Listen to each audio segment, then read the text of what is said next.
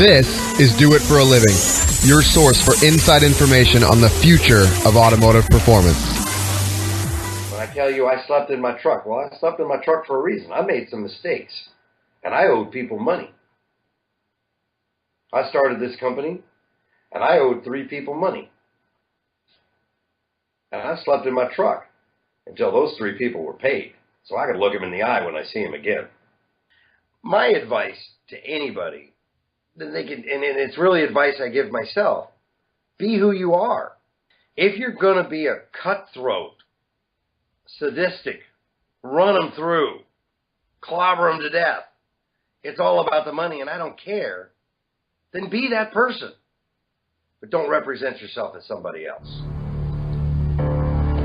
What's holding you back from starting or growing your business into what it can be? Well, if you're listening to this, it's not a lack of information. What you're about to hear is all you need to get motivated and start making waves. Do It for a Living podcast details the journey of today's true players in their own words. Find out how they broke out so you can too. The time is now. The time is always now. You know, I had a partner with competition in the beginning, and he was, you know, his philosophy, well, look what this company's doing, and look what that company's doing, and you know, we could go on and on about what everybody else is doing and how they do it. Well, I'm not everybody else. I'm not them. I'm me. This is my staff. This is what we're doing. You choose your destiny. You got to put a target out there. You've got to have something to follow. You put that target out there, and you say, that's where I'm going to be. And then you become that person. You don't compare yourself to the competitive atmospheres. You know, I don't look at the economy. I see the economy. I see things happening. Everybody's afraid of this or afraid of that, or they see a bold move here, and this guy messed up, so I'm going to capitalize on this, and everybody feeds off everybody else, and they're all worried about what everybody else is doing. You know, I turned 50 last year, and hell, I feel like I'm a kid again. Yeah. You know, I've got a direction. I know where I want to go. I got a great staff. We're having a blast. We have fun every day at work. We have fun, and I've got a vision of what I'm going to complete, and I'm not concerned with what my competitors are doing. I'm not concerned with my competitors. I'm not concerned with the economy. I'm not concerned with the individuality of everything within our industry. You know, this is where I'm going, and this is what I'm going to do, and this is how I will build my platform to get to where I am going. And I put the blinders on. I see a lot of people, they spend a lot of time looking at everybody else's and trying to capitalize on other people's success and or failures, but they lose themselves in this. So, you know, I kind of believe, you know, what are you doing? Draw a line. Where are you going? Put a business plan together. Put a life plan together. And are you taking the proper steps to get to that goal? And, you know, it's kind of simple. You know, draw a line to where you're going. This is where I want to be. And it can be, you know, and you can apply that anywhere in your life, whether it's business or personal or spirituality or your family, you know, where your community. Where do I want to be in my community in 5 years, 10 years? Where do I want to be in my church in 5 or 10 years? How do I want to see myself and my family in 5 and 10 years as I age and other young ones come behind me? Where do I want to be in my industry in 5 or 10? You know, who do I want to be? Determine who you want to be in life and become that person. Draw a line to where you're going. Compare yourself to no one and get on with it. It seems to me that you don't have any problem being you. I've lived through it. You know, I've got a lot of things I wished I hadn't done. I've done a few really stupid things, but I've made it through it. I didn't steal from anybody along the way.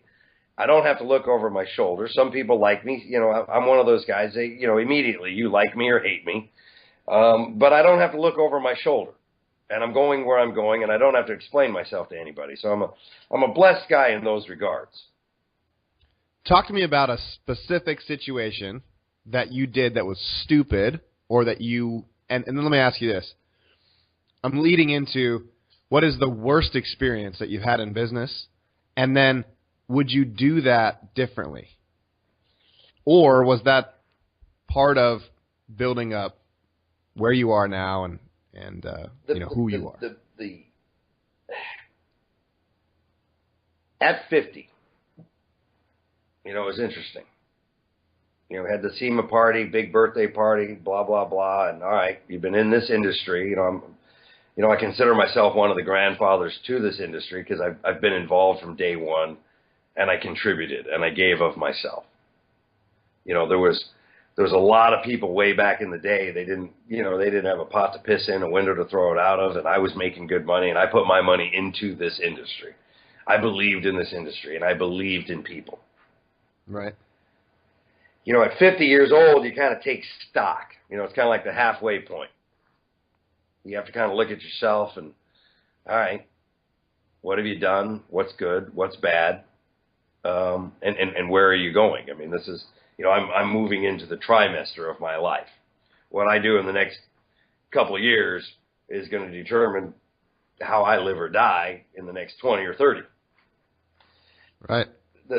From a business standpoint, and I'll put my business hat on. I'll put on my Donald Trump hat, right? Business. Okay. You ask me, what are your biggest mistakes in business? Yes, sir.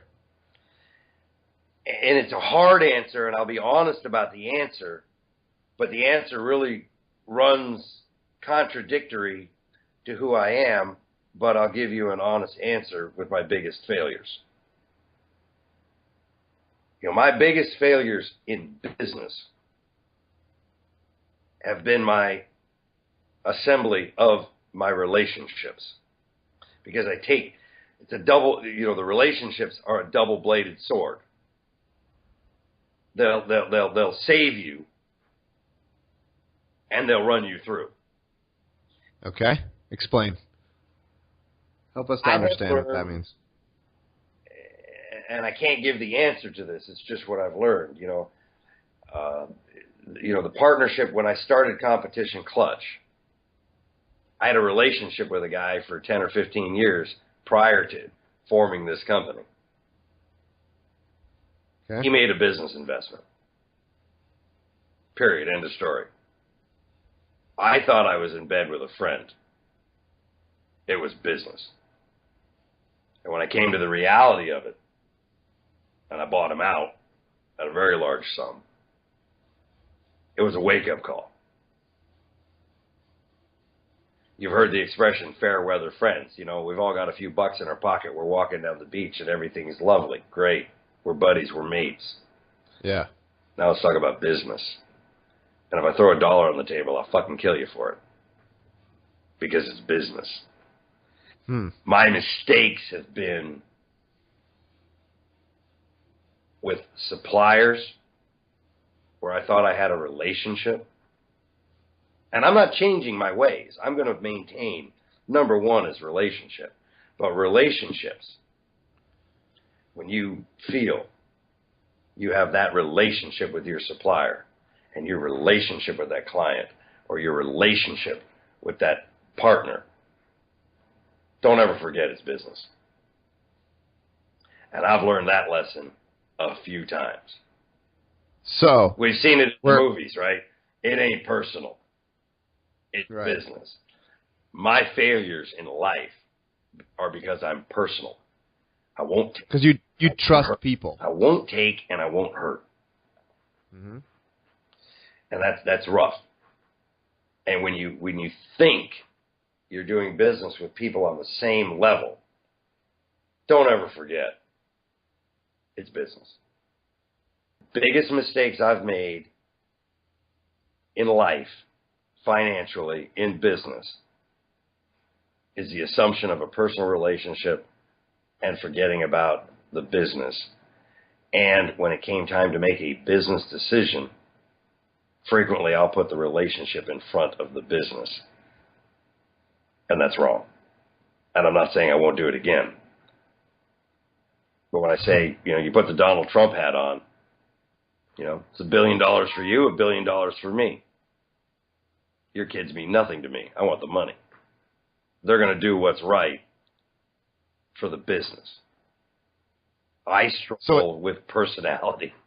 Really, it sounds like you've been burned by trusting and putting the relationship forward. Is that what you're saying? Yes. So are you a metrics-driven guy or more of a gut-driven? Do you make decisions with your gut over the numbers? Instincts. I'm a gut guy. Instincts. I back it up. I'll back up my decisions mathematically. But, you know, it's kind of, I was a teenager, and instincts told me I needed some direction, and I figured the Marine Corps would be the best.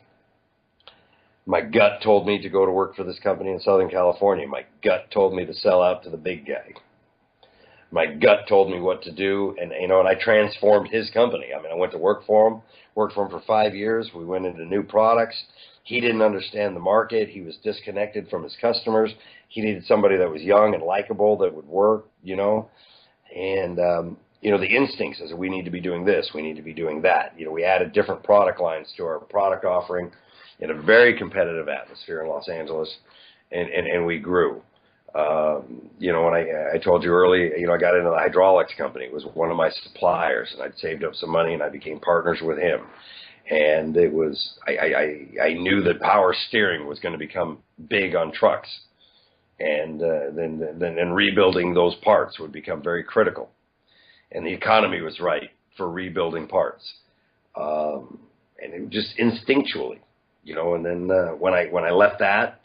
The little clutch company in Orange, California. I mean, clutches, I've been around them. I understand taking crap apart and putting it back together. A clutch is, is a pretty simplistic device. But, the instincts took me there, and then with that, what do I do? I had, when I started Competition Clutch, I started another company in Southern California, built it up, took on a partner, basically sold him what I had. I worked for him for a couple of years. I kind of wanted to do something different. I wasn't even sure if I wanted to stay in this industry. I talked to some people from General Motors. They were tickling around with the sport compact thing way back when, and debating what they were doing. And do I go to Texas? Larry Widmer with Endyne, and he was looking at his engine thing, and kind of looked at it and said, the last 10 years of my life's been clutch, and I've got this opportunity in Georgia, and just kind of instincts just took me where I was supposed to go. I never really sat down and made a business plan from scratch. It's been emotion that's led me here or led me there. Same thing with my people here and the new products that we're expanding into. I look at the cars, I look at the people that are driving them, I look at the market share. I say, we need to be in this market, and we need to be in that market, and we can do this for these people and do that for that people. I'm at a size now that I can't just, it's nice when you got, when you're by yourself and you got 2 or 3 people, you can make a decision, and if you make a mistake and it costs you a little bit of money, in 6 months, that was a bad idea. Now it's, I got a few people working for me now, and I go in my parking lot now, and I look at all the cars, and I go, man, I got to pay for all these car payments are mine, and half of them are getting married and having kids and buying houses, and so I have to substantiate some of my theories with some mathematics, because it's getting bigger. When you're little, you can make a lot of mistakes. I've learned, when you get big, the mistakes hurt 10. When you're 10 times bigger, the mistakes are 10 times more important. So you kind of owe it to yourself and your people to put some thought process into it. Right. Well, you were talking about expanding in new markets. Tell us something that you're doing right now that's got you fired up. Well, the biggest thing, if you look at our industry, and I refer to our industry as, the sport compact climate, anything performance relating that didn't come out of Detroit. That's kind of the little circle that we play in. Okay. With comp, I've been given the ability to, I travel extensively around the world. I buy from several countries outside of the United States. I sell to several countries outside of the United States. What's exciting to me today, 3 years ago, 80% of our product was imported, we assembled, and we distributed. 20% of my business, my revenue, was export, and 80% was domestic, meaning U.S., Canada. Okay. When I bought Comp, or I've owned Comp from the beginning, but when I liquidated the partner, or bought him out, however you want to look at it,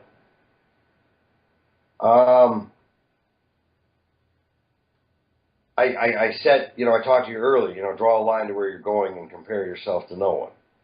I want to flip those numbers. I want to manufacture 80% in the United States, and I want 80% of my distribution to be export. But I want to manufacture myself. Call me stupid. I'm buying machines and employing people. I haven't given up on the old girl yet. I still believe in America. So, I'm borrowing money from the government, and I'm buying machines, and I'm making jobs. So, what's got me fired up today is a big building full of machines, a bunch of kids learning how to use the machines, and that I'm actually becoming, truthfully, a manufacturer. When you look at everybody in our industry, you can look at if you look at my competitors, there's only a couple of them that actually manufacture what they do. 95% of my competitive atmosphere, they buy, disassemble, modify, paint. They're tweaking something. Those are my competitors in the clutch industry. Mm-hmm. I'm taking the steps to manufacture, man. I want to pour metal. I'm not going to be happy until I'm burning metal at 3 o'clock in the morning. I want to manufacture. I want to make jobs. I want to make iron. I want to melt metal. I want stamping equipment. I want metal melting. I want to design. I don't want to, I don't want to knock off anymore. I want to, we're all, and everybody is in our industry. I mean, everything, Reed, you've been in our industry for as long as I have. Everything's a copy of a copy of a copy of a copy, and this guy copies this, and then we shoot it offshore, and we bring it in, and sometimes we make some stuff, sometimes we buy it. It's all about the color and the paint, and the better mousetrap. Who's got the better mousetrap, and who engages the market properly. Comp, what I'm doing differently from my competitors right now, I'm making things. I've got machines, and that's got me pretty fired up. Excited about the performance end of it. I'm also doing, I've got some things that I don't really want to talk a lot about on the OE side. I'm working on a couple things there, and, actually able to take 20 years of my life and what have I learned, and then as opposed to, copying and duplicating and, manufacturing, to actually be a source manufacturing company. I'm excited about this. I'm excited about manufacturing. I'm excited about the young people that I've got working for me. I got 3 people I pay. I got 3 people in this company. I pay more money than I pay myself because my money, it's about the company. Everything I have is going back into the company. Uh-huh. I got 3 people work for me. I pay more than I pay myself, and I don't have a problem with that because that's what they need to make to be the people that they are. My rewards are being able to create the machine and get to fly around the world and be me. It's pretty cool. No doubt. So what you're building is the competition clutch machine. I'm building the competition clutch machine, and my intention is to compete. Yeah. How do you stay so focused on the compact market when the modern muscle car is gaining so much traction? Well, I said earlier, I focus our energy on the sport compact other than, anything other than Detroit. Yep. I've got some product that I'm working on, and it's geared for Detroit. Okay. So I see that happening. Oops, hang on, let me get rid of this. I see the domestic market. I've been, where I've been very blessed and lucky is, as the U.S. sport compact market has eroded. And I don't think it's eroded. I think it's got a flat line. This industry's kind of cleaned itself up over the last 6-8 years. It's not growing, but the good companies are growing. You heard the expression, the weak die along the way. So what we're creating in our industry here is more solid. It's more predictable. It's more sustainable. It's a sustainable business as far as the sport compact. I'm not going to leave Detroit alone. I'll be introducing V8 product at SEMA PRI this year. All right. And I'm going to compete. And the V8 market is funny. I remember, I'll go back 10 years, and the Import Council with SEMA and Import Tuner, or the what do they call it? The Import Auto Salon. It was really Kurt Miller and myself that were working with SEMA as far as, the sport compact guys have to have their autonomy. You go back Don Turney and Wally Parks and a couple others, and Peterson himself. I said, if you try to mix your V8 guys with our sport compact guys, your V8 guys are just going to try to control it, kill it, burn it, steal it, manipulate it. They don't understand it, so kill it. You've got to give the sport compact. They've got to have their autonomy. They're different. You got V8 guys out of Detroit. You got 4-cylinder guys out of Japan, and then there's the German clique. It's really the three driving forces: German, Detroit, Japanese. As far as performance aftermarket product. Then you got the truck and some other stuff, but those are really your three branches that have got the power.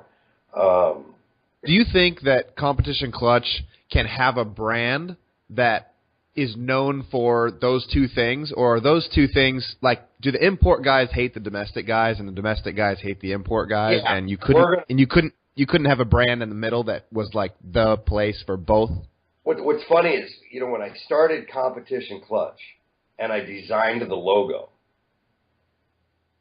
it was really built for a V8. That logo belonged on a Mustang or a Corvette. Uh-huh. It didn't match the Japanimation. It didn't match the theme.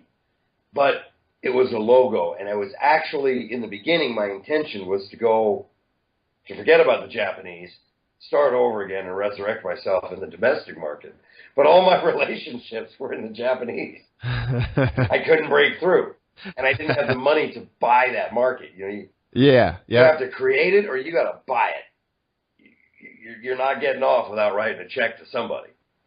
And Comp Clutch, which I thought was going to be a domestic logo, a V8 logo, it's global now. It's Coca-Cola. It's a logo. It's a brand. The German product that we're developing, we're putting that under a different brand. That's what I was going to ask. Are you developing different brands for these different niches? Yes. I believe, I'm an Atlanta company. It was really funny. When I quit my job and realized what I had done, and then I started over with nothing, with a partner that I thought was a friend, which ultimately was a business relationship, which cost me dearly in the end, and I'd pay it again. When I bought him out 3 years ago, I was like, all right, the Japanese is flat U.S., but I'm getting market share globally, so we're still growing internationally. Plus, I'm manufacturing more and more of my product here in-house.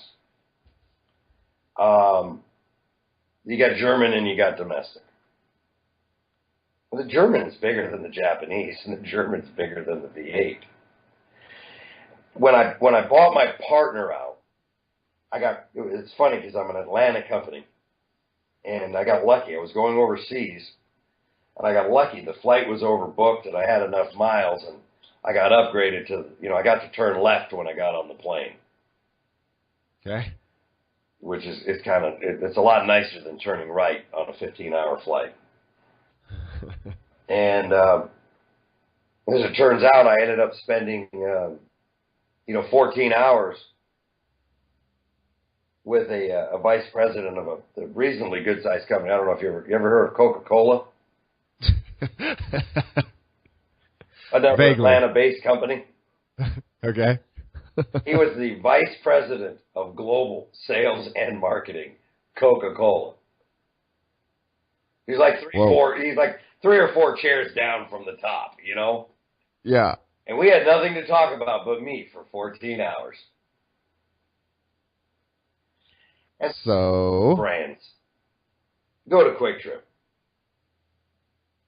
Brands. What is it? Brands. You go to Quick Trip. The Quick Trip or the Circle K or whatever you guys got in California. What's the big convenience or AMPM in California? Yeah, Circle K. You go to the beverage counter. 100 brands. Down at the bottom right-hand corner, Coca-Cola owns them all. division of, subsidiary of, marketed by, sold by, distributed by. So, I believe, my German brand, is run out of Germany. And its headquarters is in Germany. And we feed off of it, and it's a different brand. I own them both, but it's a brand, and it's a German brand, and it's going to cater to German people. And it's going to have a different the marketing tactics that I use in the German company are going to be different than the marketing tactics that I engineer for the Japanese company. As I branch into the domestic line, I'll treat that separately as well. It's going to be three separate companies. They have to have their own autonomy. At the end of the day, a clutch is a clutch. Bottle of water. But people have to relate to it. The domestic guys don't want to be associated with a Japanese import performance parts company. No, they do not. And nor do the Germans. So, if there were manufacturers that were out there, I look at some of the companies that are going full range, and I don't know whether it's right or wrong, but I don't know. My forte is clutch. My specialty, of course, is Japanese. I mean, I'm the guy they lose sleep over in the Japanese clutch. We're competitive. I see companies that kind of mix them all together, and I think when you mix it all together, you lose. Remember in the beginning I talked about the relationship? I've been in this industry. I've been performance aftermarket for 22 years now. Clutch.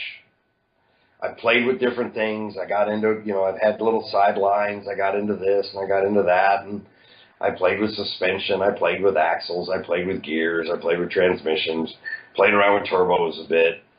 Built some engine kits. We all, if you've been in this industry for more than 10 or 15 years, we've all played with something else until we find out, I'm the clutch guy. That's what I do. Stick to clutch. And through that 22 years, I spent a lot of time in Europe. I spent a lot of time in Asia. And, of course, batting around the U.S. for, the German guys are German guys, and the domestic guys are domestic guys, and the Japanese guys are Japanese guys. And you can even break it down even more specifically. One of the things that, in our marketing aspects, in some of your questions, you brought up, the marketing things, and, what have I learned? And, when I was in the truck parts 20 years ago, I was I represented a company that was the exclusive distributor for Rockwell, Eaton, Euclid, and TRW in 5 counties. That was 25 years ago. You know what? It was illegal. I mean, it was against the law for a guy in Arizona who had the same product to sell into LA County. I couldn't go to San Francisco.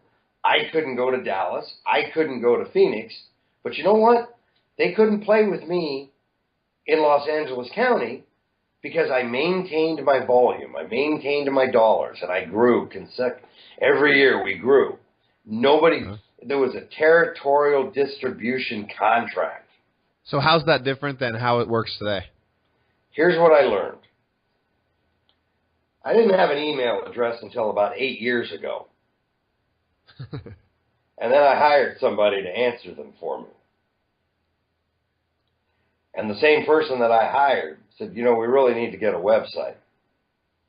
Really? Do we have to do that?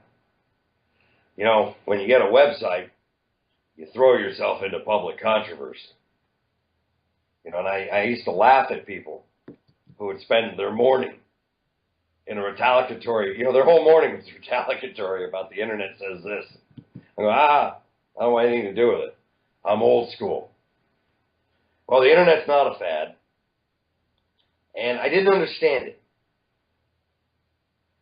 And I understand it now. And what I have found in manufacturing and distribution, the internet has eliminated the perception of the territorial boundary. I sell a guy in Milwaukee. I sell a guy in Dallas. I sell a guy in New York. I have no control what he's going to do with that product. I can't control anything he does. It's global. What I did learn, though, is that as a manufacturer, if you're going to grow, the territory that we used to enjoy 25 years ago, the internet has eliminated. But the territory today, this is my Subaru guy. This is my Mitsubishi guy. This is my Corvette guy. This is my Honda guy. And maybe I got 3 or 4 of those guys around the world. There is no such thing as a territorial boundary anymore. I have no control of where my product goes. Once it leaves this building, you got rocks in your head. And I laugh. I look at map pricing, within the industry. And a lot of the people, at the Import Council didn't like me because of, I shot my mouth off. And, price fixing, forgive me, but it's against the law. Period. It's against the law. I sell you a Rolls Royce. I pay $250,000. I sell it to you for $100,000. You sell it for $50,000. And I say, you can't sell that for $50,000. That's a Rolls Royce. And you say, kiss my ass. It's my property. I can do whatever I want with it. We're done talking. Price fixing is against the law. Conspiring with your customers is called collusion. That's a big one. It's against the law. It's never been challenged. So how do these guys compete as distributors or as the end user shop? What's their competitive advantage? Well, we started the interview, and I finished 9th grade. That was my formal education, and I took some. When I was in the service, I took some college classes along the way. I took some legal classes because I like the law. I took some history classes because I enjoy history. Just classes. I wanted to better myself, and I read books. One of the things that I learned from a marketing, it's kind of funny. I got into a marketing class, and I was into it for 6 months, and I dropped the class. But I picked up a few things. Marketing. Find a need and fill it. If it doesn't exist, create it. Okay, that's marketing. And then market share. I don't look at my competitors. I don't compete with any one competitor. I know how many cars are out there. I know how much product can be consumed. There's only going to be so many Honda clutches bought. There's only going to be so many Corvette clutches bought. If you're growing from a manufacturing standpoint, I don't know. I remember, you remember Nopi and 15 years ago in their day. Yeah. And I asked Mark, I said, why do you have 18 exhaust lines? And then we're going back 15 years, 12, 15 years. What did he say? Not one single manufacturer can fill my orders. I need multiple lines because I don't have a single manufacturer that can keep up with what I'm capable of distributing. So he didn't, he says, and he would laugh about it. Trust me, I'd love to spend $10 million with one guy that I can control. I can't write that much money. If you remember back in the day, the thing, in the beginning of the Sport Compact, God, with Generation Y that came on, and it was, 8 times more money coming into the aftermarket. 18 to 25 years old, there was 8 times more people that were 18 to 25 with disposable income, and they had jobs and lived at home. It was like shooting fish in a barrel. If you had a cool logo, there was somebody going to buy it. And if it worked, that was good too. And if it didn't work, that was okay, because there was so much stuff out there, it was cheap enough to throw it away and buy another one until you found the brand you liked. I remember intakes and exhaust, and I would meet these kids, and they would, they'd have a different intake system on their car every 6 months. I'm like, really? Different exhaust system. Engines, clutches, transmissions, turbos, we got into some money and some labor. But the aftermarket bolt-on stuff, oh my God. But nobody could fill the market. So with the internet, with my ideology, territories are gone. They don't exist anymore. The territory is now the brand or the device or the machine. This is my Evo guy, this is my STI guy, this is my Corvette guy, and I empower them. And they market for me. And I market for them. And it's, back again, there's a relationship. And we engage the competitive atmosphere. What I see, I look at, not my competitors, but not competitors, but, companies. I see the biggest mistakes over the last 10 years through the economic change with larger companies. They over-distribute it. They're trying to push too much product on the street. And then it falls out. And then they're stuck. And they created a machine that was too big. So how do you keep from doing that, and how do you know when that's happening?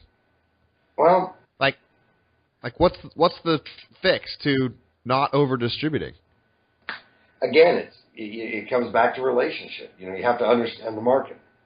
Competition Clutch has got 2 principal distributors in the U.S., and they do a good piece of my business.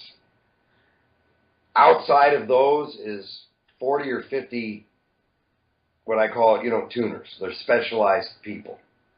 Yep. We're involved with these people. We understand, what are the cars? What are the new cars? It's funny.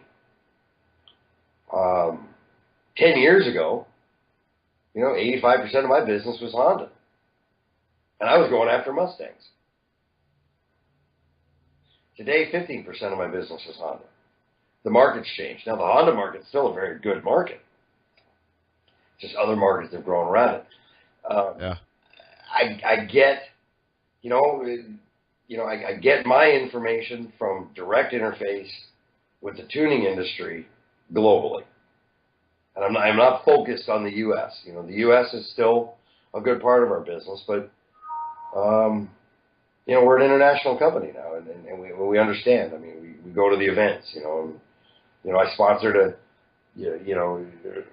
my executive officer, Melissa, here, she says, why are you, writing a check for 5,000 euros for Time Attack in Italy?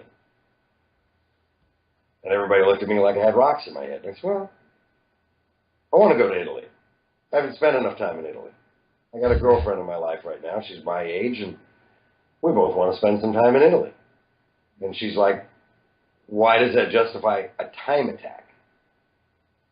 Time Attack doesn't consume any product. That's all owners who build cars. The Time Attack is pretty much, if you own a shop and you're building fast cars, you build your product and you take it to Time. There's no spectators out there. It's just the top tuners. Well, I wanted to learn about the Italian market. And I wanted to walk around. So I said, we'll write a check to the Time Attack in Italy. I can go to 8 racetracks I can go to in Italy, and I don't have to pay a dime. I just got to buy a plane ticket. But what's interesting is I go to, and I've been to 2 of them so far this year, and I see what's going on in Italy. I see how they're building their cars. I talk to the owners of those shops. What are your needs? And I interface with my peers, not my competitors, but my peers. I'm close with turbo people. I'm close with tranny people. I'm close with engine people. I'm close with Subaru people. I'm close with Honda people. And I call them my peers. I don't compete with them, but we're all in the same little tank. So, we've got a little think tank amongst us.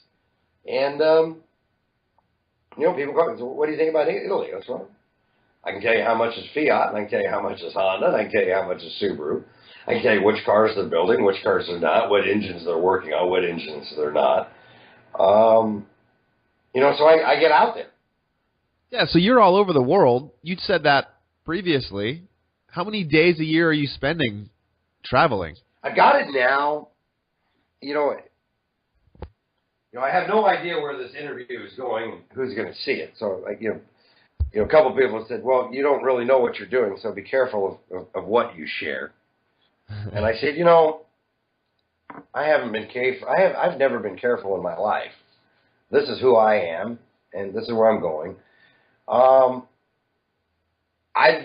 had money and I've been broke. Right? I've slept in a box, ended up in the Marine Corps, slept in my truck when I started this place. I didn't have a pot to piss in or a window to throw it out of. I had a few relationships and I had a vision. As an old guy, we learn from the old ones. You take them and you leave them. Advice, you kind of look at it. And there was an old guy that worked for me 25, 30 years ago. And he'd built up he had a shoe store and a chain of bakeries. And he sold everything off and he got bored and he wanted a job. So I'm 25 years old and I'm hiring a 65-year-old man and I'm 25. But I liked him. And I just needed somebody to maintain relationships with some of my clients so that I could move on to the next level. And one night we were out and we were having dinner and he says, and he looks at me and he says, you're going to go places in your life. Something, you're going to do something. We were just chatting and I don't even remember how the conversation comes up, and I never really realized his words until 25 years later. And he says, figure out what you want out of life and then make the company pay for it. Now that's kind of egotistical. It's kind of arrogant, but I mean, it's truthful. If you were to, if people would say what they're really thinking, that's what people would say. You look at the election. I was watching the thing, and I'm not a liberal, but I'm a libertarian. I'm pretty open-minded to everything. I've given up. The chips are off my shoulder. I don't care about anything. I'm a libertarian. Live and let live. I'm a live and let live kind of guy. We all got to get along in this planet, right? Everybody's got to, we all got to coexist in everybody's individuality. But I was watching, but I'm also a conservative from a standpoint of, my patriotic position. I'm a businessman. I got health into, everybody in my company everybody that works for me, you know, you know, there's a spiritual platform to them at some form, and that's of their own choosing. But they get married, they buy a house, they have kids, the American dream. I'm very patriotic from that standpoint. I believe in what I believe in. I believe in the USA. I believe in our government. Call me a fool. I'm buying machines. Everybody's running to China. I'm bringing in melting pots. Everybody thinks I got rocks in my head. But when you get back to the question, I've had some real rough times in my life. And I've been in the pit a couple times. I've had to crawl out of it. My kids, they're going off to university here in the next year or two. I looked at myself and said, what do you want to do with the next, I'm 50. What are you going to do for the next 20 years? Well, I want to travel around the world. I want to travel. And I want my company to pay for it. And I'm building companies as I grow. And I got to a point where, and it was difficult because I'm sitting at the top of the engineering. I need to, the biggest thing I need to, every job I've done in this company, I do every little thing myself. And then I find somebody who I can teach to do it that I know can do it better than me. And then I move on to the next one. And then I move on to the next one. Right now, of course, all of our money is going into machines and devices, and so I got to sit on top of that. And I've got two XOs here, and I said, look, numbers are great. I'm old, and I want to travel. And our business is growing internationally. It's not growing domestically. It's growing internationally. And I'm the front guy, and I'm 50 years old, and I deserve it. And I kind of got to the point where, it's hard when I'm away from here because we're still, we're a solid company. I look at us, you always look at the trimester. Everything with me is 3. We're kind of competition clutch is in its adolescence now. The maturity, the adult is yet to be defined, but it's coming. So I still need to be here. I still have to have my finger on the pulse here. But I'm at a point now, I spend a week, a month, someplace else. A week, a month? I spend a week, a month, someplace else. And the company knows that's what I'm doing. And whether it's Italy or Germany or UK or China or Korea or Hawaii or Mexico or South America, I spend a week, a month. And I sat down with my people, and I told you earlier, there's 3 people that work for me that I pay more money than I pay myself. I don't need it. They're younger. They need it. They need the stuff. My stuff is machines. But I'll give them what they need. But they have to give me what I need. And what I need is this place to stay together for 1 week a month when I'm someplace else. And I'm not taking my laptop, and I'm not taking my phone. If I'm going here. So you're putting people in places, and they're running the competition clutch machine. Correct. It's theirs. It's not mine. Yeah. This is a we company. This is a team. Competition clutch is a team. So Chris, my greatest strength. My greatest strength today, my greatest asset, is my people and the relationships that I have around the world. It's not me. The company's bigger than me. I see that in other people. We're talking about, like Donald Trump. I don't know whether, I like Donald Trump because he's a businessman and he's made a lot of money. And I like the guy. I go back and forth on the guy, but I was watching him the other day on Hannity, and I'm like, he thinks he's bigger than America. Yeah. He can't be. That dude's got some But and I don't ego know what's for right sure. or wrong. I don't know whether it's right or wrong. I don't know which way I'm going to vote. But it rubbed me. I was watching him, and his demeanor. And I'm a cocky, arrogant SOB. You know, you've met me, you've seen me. There's stories about me, you know, and like earlier off, you know, people either like me or they hate me because I don't have a hidden agenda, and I'm going to say what's on my mind. You know, there's black, there's white, there's right, there's wrong, there's legal, there's illegal. You know, stand for something. Pick up a bat and stand for something. And there's got to be something more powerful than yourself. And I find myself, you know, in the beginning, you know, how do I address you? Well, I am the president and the CEO of Competition Clutch. But you know what? I work for Competition Clutch. Competition Clutch is bigger than Chris Jewell. Chris Jewell answers to Competition Clutch. Competition Clutch is a company. Competition Clutch is a team. That team is a team of individuals within the company, our suppliers. You know, I partner with my suppliers, I partner with my customers, and I partner with my employees. It's a lot bigger than me. I just got really lucky or really blessed to find myself in the position that I get to be me. But at the end of the day, I answer to Comp Clutch.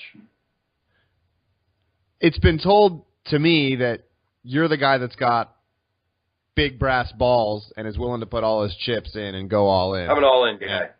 Yeah. I'm all in. I can't do it any other way.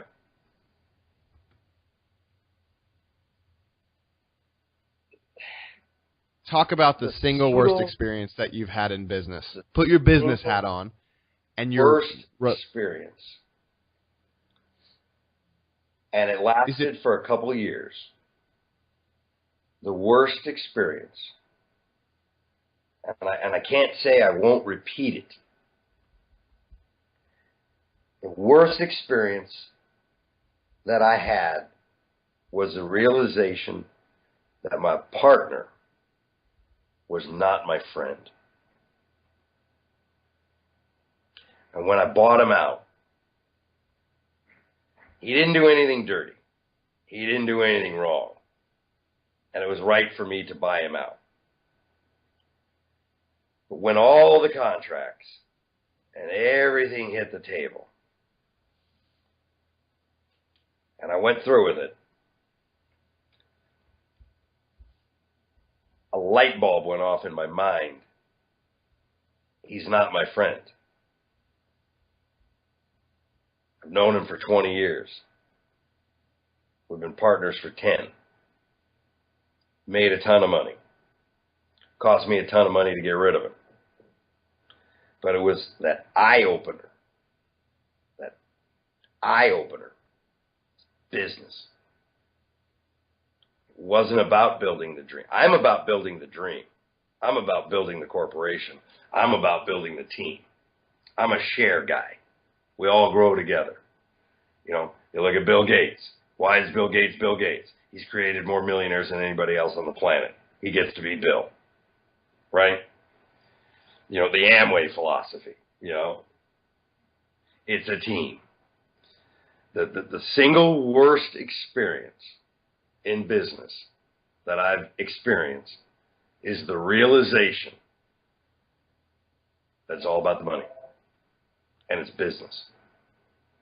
And that's hard because you have a tendency to trust people and trust in those relationships and think of it like a friend-to-friend relationship, and sometimes business falls to the side and the friendship goes first. When the light bulb went off, and it was like somebody, you know, it was like Hulk Hogan came into my office, picked me up off the floor, and slammed me against the wall, saying, "Hey, reality check." Boom. Shit. And then there was a realization, and what made it so difficult on me personally and emotionally, it really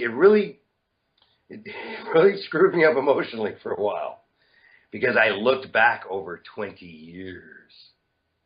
I looked at the racers. You know, my wife and I went without new cars so I could help racers get to a track. Okay? I went to the wall with publishing companies for the industry. I went to the wall with sponsors. Because I believed in this. And then when it grew and it got big, they didn't need me anymore because there were people that were capable of writing bigger checks. Why did I go without for them to become the movie stars? I went without for a half a dozen kids to become the spotlights of the run, and then had to reinvent myself. Those kids at 20, 25 years old, they were smarter than I was because they were looking at me and say, hey, thanks, Chris. It's not personal. My advice, and I use words and slang. Some of them are creative and some of them are somebody else's. And, Robin Williams, I liked him. And one of his movies, and he pops out, he says, determine who you are in life and be that person. He was playing the role of a shrink with somebody, and he just straight out looked at this guy and he says, determine who you are in life and be that person. If I were to give advice to somebody on a business standpoint, I'm not going to tell somebody to form relationships. And I'm not going to tell somebody to be cutthroat. My advice to anybody, and it's really advice I give myself, be who you are. If you're going to be a cutthroat, sadistic, run them through, clobber them to death, it's all about the money and I don't care, then be that person. But don't represent yourself as somebody else. I see people, it bothers me when I see people who represent themselves as this good character and this loving person, but at the end of the day, they're counting their pennies. And they'll screw you for $1. But they represent themselves as somebody else. If you're a cutthroat businessman, and I'm in it, I don't care what industry you are. If you're the tire guy or the shock guy, I'm going to sell more shocks than anybody else on the planet, and I don't give a flying rip who I put out of business, who I hurt, eBay, this, that, the other thing. Volume is king. Fuel the jet. You get in my way, I'll kill you. I'll be that guy. We need that guy. But if you're going to be the relationship, be who you are. I have to tell somebody, if I see a young person that's trying to build a business, I'm going to tell them early off, determine who you are. It'll take you where you're going. If you're going to be the cutthroat, hardcore business guy, then be that person, and people will respect you for that. If you're going to be, the relationship guy and build it slower and then be that guy. Don't cut hairs. Everybody wants to emulate themselves as this person, but at the end of the day, they're that person. Those people piss me off. My ex-partner, took me 2 or 3 years to get over it, I have no ill feelings for him today. I wish him success. We don't compete with each other. He's doing his thing. I'm doing my thing. He got me for a bunch of money. I learned a lot. I came from my truck. Right now I'm building an 80,000 square foot building, and I got a couple $1 million worth of CNC equipment. So who do I yell at? Yeah. What do I have to bitch about? So the biggest advice that I would give a young person, if given the opportunity to sit with a young one and say, one is determine who you are, establish your ethical position, and be that person, and be consistent, and be congruent with that position. And then once you have your mission statement and your identity of who you're going to be consistent with it, and then be consistent with it not only outside of the business, but inside the business. And then maybe take that home with you too. Be well-rounded. If you're going to take that run, that's number one. The other thing, and you've been around this business, pay your fucking bill. Pay your bill. Why is that so hard? Right? I don't understand it. But I've struggled. You don't pay your bill. Yeah, but if you don't pay your bill, you have no. Look, everybody struggled to pay their bill, but I not everybody struggles ethically about it. Like some people are willing to just not pay it, and they don't care. you know, when I can't pay a bill, when I cannot, and I've been broke and I've owed. You know, you can walk around and see me. There's people that I have owed, but I don't have to look over my shoulder because there's no one I've ever owed that did not get paid. If you're building a business, you look at Donald Trump, okay, $8 billion, great. You know what? When that guy wants to build another string of hotels, and that guy, do you think he's going to put $2 billion of his own money up? He's going to borrow it from the bank. He's not putting his money up. He's going to borrow it. But you know what? He's going to front load the debt. I see so many, the biggest thing that I see in this industry, and I see it around the world, they can't afford to do what they're doing. And they pay themselves first. You know, how many shops do you know where the owner's got 5 or 6 $50 or $100,000 cars? Now, how can you afford? You know, right now I drive, a 5-year-old turbo diesel Volkswagen station wagon, and I love it. Paid cash for it. I bought it for testing on German product. It's perfect when I got to go to Ace Hardware. It's perfect when I got to go to Home Depot. My mom lives out, it's great if I got to pick people up at the airport. I can drive anything I want. I can lease a Ferrari tomorrow. But I don't need that Ferrari. And if I go buy a Ferrari or a Porsche, what 2 people don't get paid? Yeah. What 2 people don't I hire? What machine didn't I what didn't I buy? I see that, and it's so indicative of this industry. The people get caught up in the lifestyle and the glamour, and that lifestyle and that glamour in front of good business principles. Good business principles dictate pay the bill. When you cannot pay a bill, you are out of business. If you cannot pay, you cannot buy. If you cannot buy, you cannot sell. Oh, look, I've got a Ferrari. Hey, look, you owe me 20 grand. I want my money. So my advice to people that were young, starting off in business or doing it for a living, what are your principles? What are your standards? What do you stand for? Define your mission statement. Determine who you are. Compare yourself to no one. Pay your fucking bill. And don't make your problem somebody else's problem. I hate that shit. I hate when somebody else's problem, they make it mine. And I don't do that to anybody else, ever. It's been a long time. When I told you I've walked around SEMA and I've owed people money, well, I made mistakes. I had problems. It hurt me. When I made it somebody else's problem, that's not good. When I tell you I slept in my truck, well, I slept in my truck for a reason. I made some mistakes, and I owed people money. I started this company, and I owed 3 people money.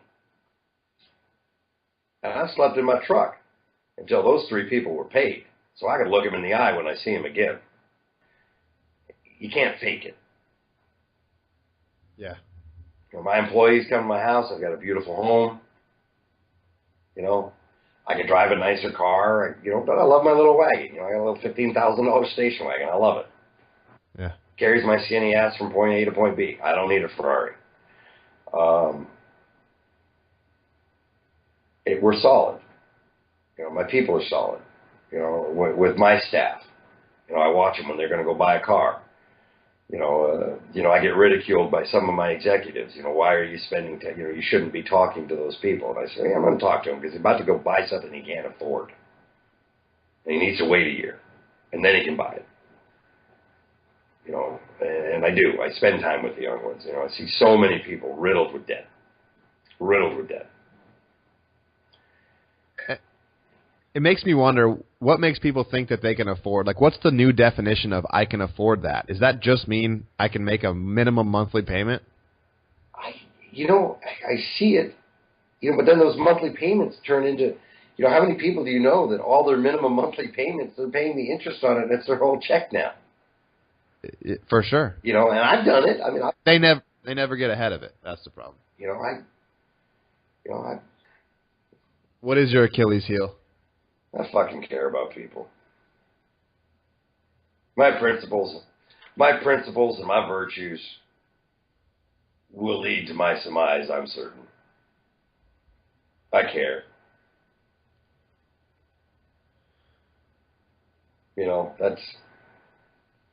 I'm weak in those regards. I go back to Donald Trump, just because the interview that I saw the other night is fresh in my mind. What do you think he cares about? Money. Anything else? How many trophy wives has he had? Right. How many baseball games has he been to with his kids? How many trophy wives? How many jets? How many bankruptcies? That's why he's successful. He cares about one thing. Trump. And that's why he's successful. That's why he's got money. And I don't have any money. I don't have any money. I got a great life.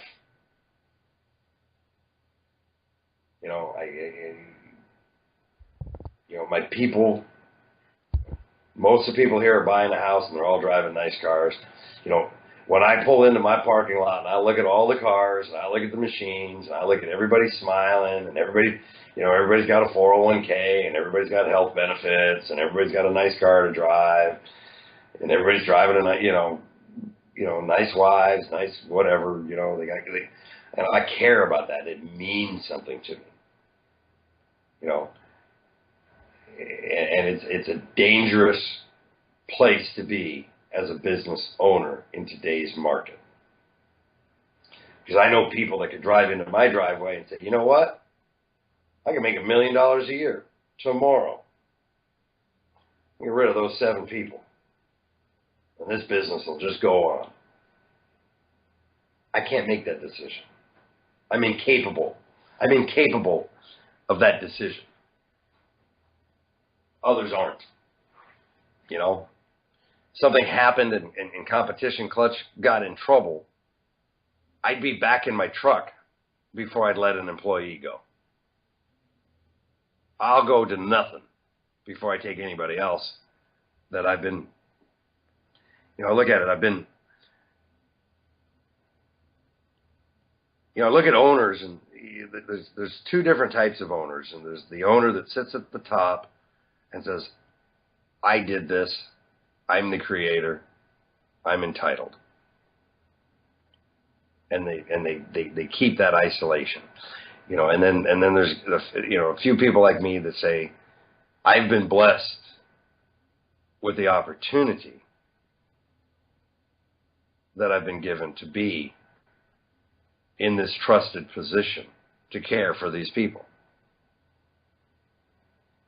You don't, there's 2 ways of doing it,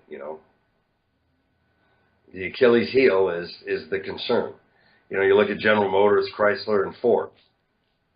They all fly to New York or Washington, D.C. with their tin cups. And Robert Ford, he's running his grandfather's company. And Ford Motor Company it's a big one. That's a good one. Yeah, little big. But you know what? The man's got principles. I'm running my grandfather's company. And I'm not taking that dirty money. And I'm not shutting these divisions down. And I'm not doing this. We're going to rebuild Ford. And it's funny, you look at Ford Motor Company, it's still a family business. But I just, that's my Achilles heel. I care.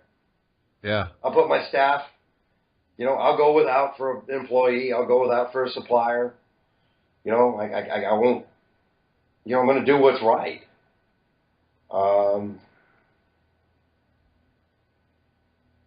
My big goal in life, hell, dude, I'm living it.